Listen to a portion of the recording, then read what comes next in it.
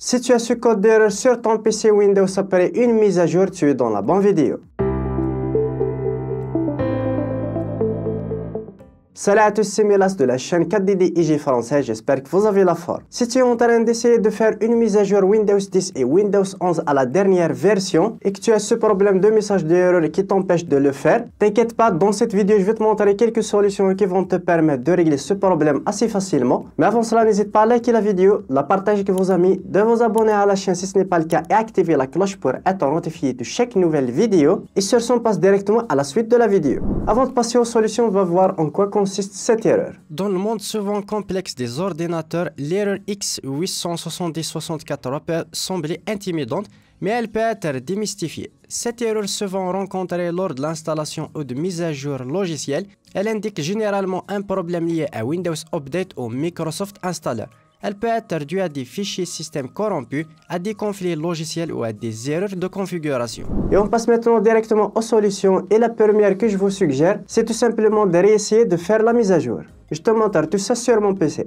Pour essayer de faire la mise à jour, on va aller tout simplement dans les paramètres sur notre PC. Pour mon cas, c'est Windows 11. On va cliquer sur Paramètres. Ici, on va cliquer sur Windows Update. On va descendre juste ici sur Historique de mise à jour. On clique dessus. Là, tout simplement, on descend jusqu'en bas et on va cliquer tout simplement ici sur Historique ou bien désinstaller directement des mises à jour. On clique dessus. Là, on a toute l'intégralité de mises à jour qui ont été déjà faites. Vous cherchez la version problématique, par exemple pour mon cas celle-ci. Vous cliquez tout simplement sur Désinstaller. Vous désinstallez la mise à jour. Puis tout simplement, vous revenez en arrière. Vous cliquez sur Recherche de mise à jour, vous cliquez sur Mettre à jour et vous installez tout ça directement sur votre PC, puis il va installer automatiquement les mises à jour. La deuxième solution, c'est ce que votre antivirus empêche la mise à jour de votre Windows.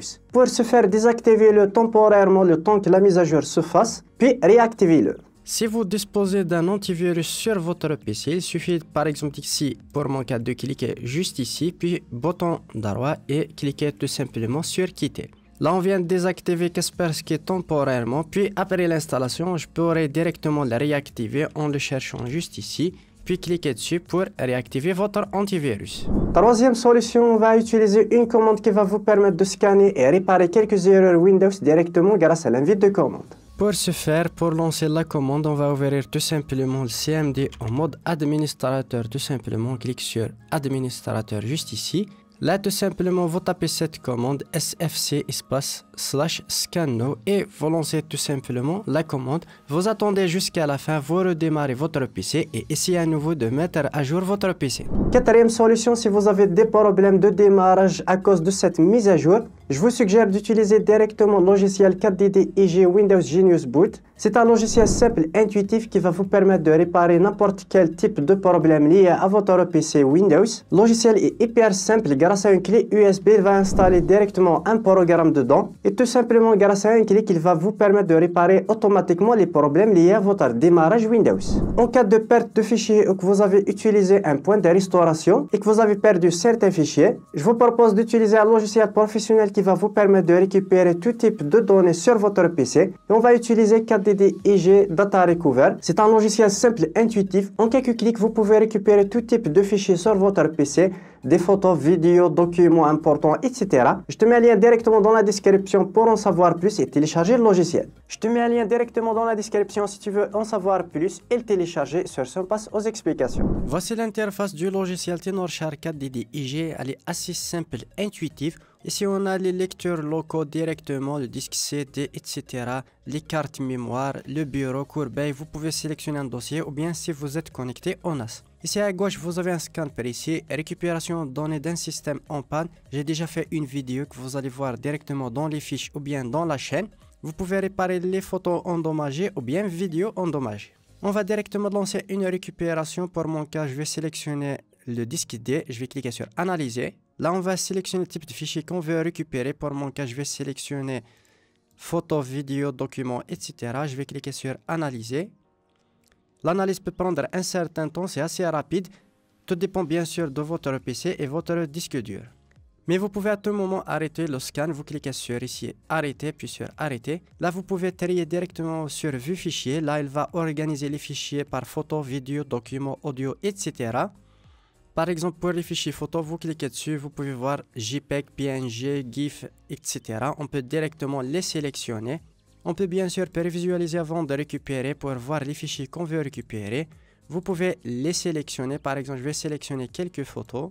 Et je vais récupérer quelques vidéos aussi, par exemple quelques-unes juste ici pour voir. Et puis vous cliquez en bas sur récupérer. Là on va sélectionner un dossier de récupération. Je vais les récupérer sur le disque F. Puis je vais cliquer sur récupérer.